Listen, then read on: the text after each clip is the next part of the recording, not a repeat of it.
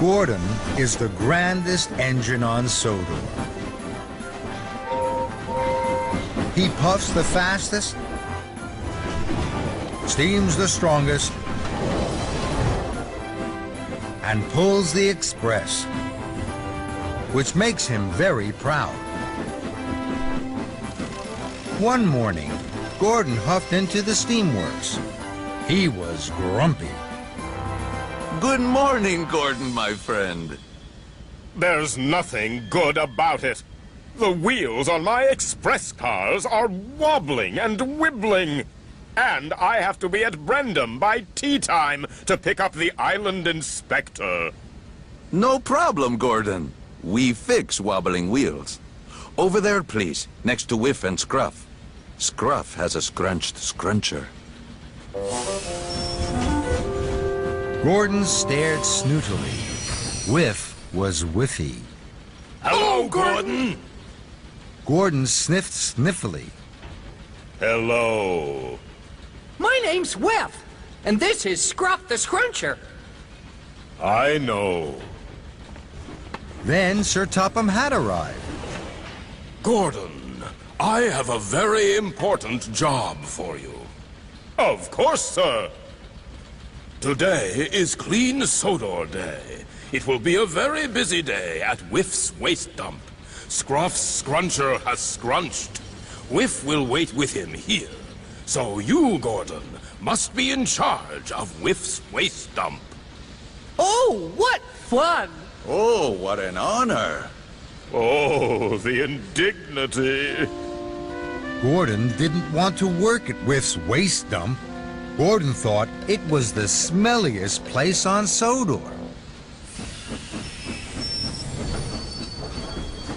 Good luck, Gordon! And Gordon huffed heavily away. Gordon steamed snootily into Whiff's waste dump. It was smelly.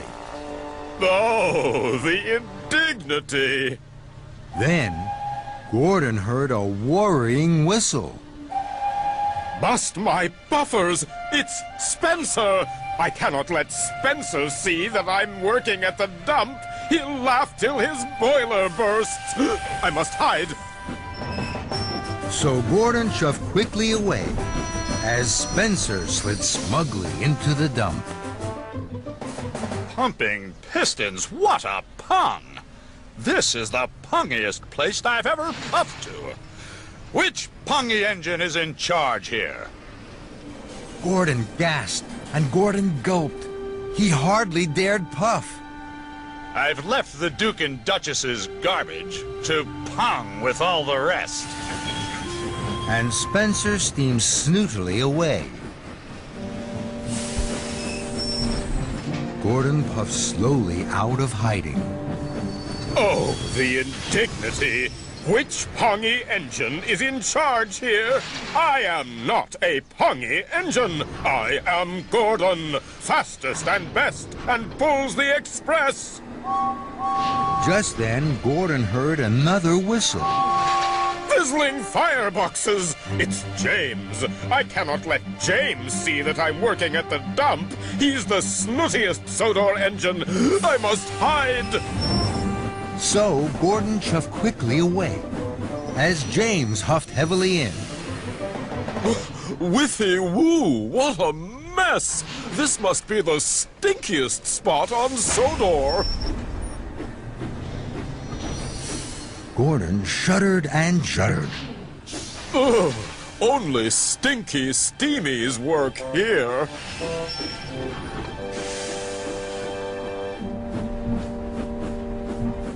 Oh, the indignity! I'm not a stinky steamy. I am Gordon, fastest and best, and pulls the express. Now I suppose I must shunt these whiffy wagons to the garbage crusher. Just then, Gordon heard a hoot. Flaming funnels! It's Diesel! I cannot let Diesel see that I'm working at the dump. He will tease me terribly. I must hide. So, Gordon shoved quickly away as Diesel boiled in. Smells and bells. Only a stinky steamy could leave all these stinky freight cars here. Gordon's rods rattled. Then there was trouble. Sir Topham Hatt arrived on Thomas. Whiff chuffed behind with Scruff. Sir Topham Hatt was cross. Whiff's waste dump was a mess. Garbage cars were everywhere. They hadn't been emptied into the garbage crusher. And Gordon was nowhere to be seen. Gordon! Where are you? Gordon shuddered with shame. Here I am, sir. But try as he might, Gordon couldn't puff out to Sir Topham Hatt. All the tracks were blocked by freight cars. Oh, the indignity. No, Gordon. Oh, the silliness. On clean Sodor Day, no job was more important than to be in charge of Whiff's waste dump. Gordon stopped huffing and heaving. Sir, I have not been a really useful engine. I thought I was too grand to work with garbage. But I was being silly. Whiff, you are a very grand and important engine. Whiff was surprised. No one had called him grand before. Don't worry, Gordon. I can help you. No, I can help you. I will shunt all these garbage wagons into the garbage crusher. Please, sir, may Whiff pull the express car to Brendam Docks to pick up the island inspector? Yes, he can. Whiff thought his pistons would pop with pride. Thank you, Gordon. Right away, Gordon. Express coming through. I'll help you, Gordon! Thank you, Scruff. I'll huff and I'll puff till the whole dump is clean. You can do it, Gordon! So, Gordon heaved and hauled. Scruff shunted and shoved. It was hard work. It took a long time. But Gordon didn't give up. Later, Whiff's waste dump was tidy and clean.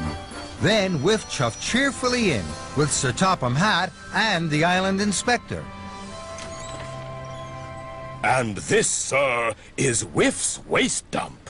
Whiff is usually in charge. Today, he has been helped by Gordon. Very good work, Gordon. Very good work indeed. This made Gordon very proud indeed. Whiff whistled. Scruff cheered. Hooray! And Gordon glowed.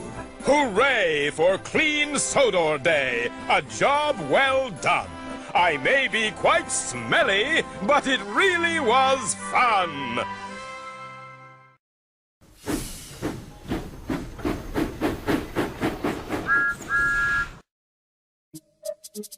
One morning, Henry was feeling very sorry for himself. Sometimes he could pull trains, but sometimes he felt he had no strength at all. I suffer dreadfully, and no one cares. Rubbish, Henry, snorted James. You don't work hard enough.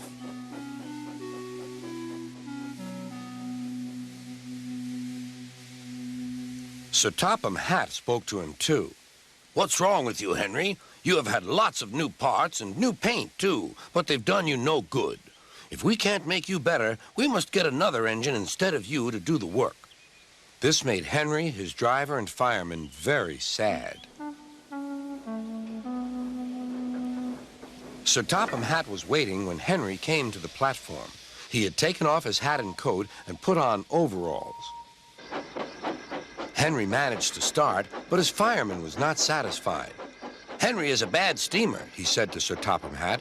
"I build up his fire, but it doesn't give enough heat."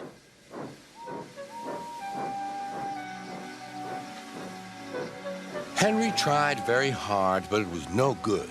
He didn't have enough steam and came to a stop outside Edward's station. "Oh, dear," thought Henry. "I shall have to go away. Oh, dear. Oh, dear." All he could do was to go slowly onto a siding, and Edward took charge of the train. Sir Topham Hatt and the fireman went on discussing Henry's troubles. "What do you think is wrong, fireman?" asked Sir Topham Hatt. "Excuse me, sir," he answered, "but the fact is the coal is wrong. We've had a poor lot lately, and today it's worse. The other engines can manage. They have big fireboxes. Henry's is small and can't make the heat. With Welsh coal, he'd be a different engine." "It's expensive," said Sir Topham Hatt, "but Henry must have a fair chance. James shall go and fetch some."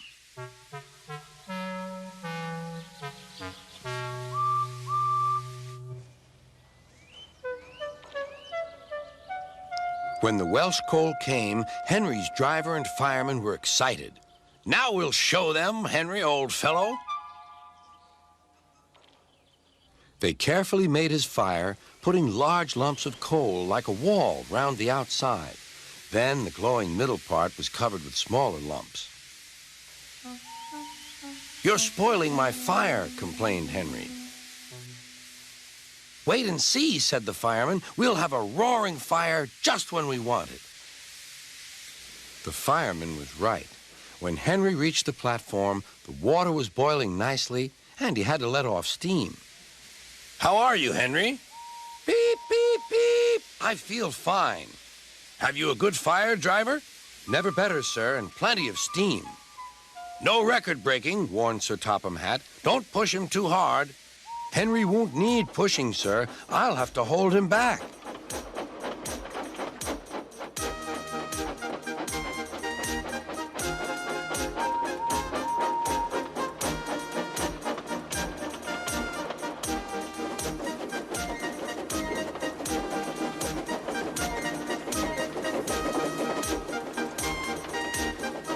Henry had a lovely day. He had never felt so well in his life. He wanted to go fast, but his driver wouldn't let him. "Steady, old fellow," he would say. "There's plenty of time." They arrived early at the station. Thomas puffed in. "Where have you been, lazy bones?" asked Henry. "Oh, I can't wait for dawdling tank engines like you. Goodbye." "Whoosh!"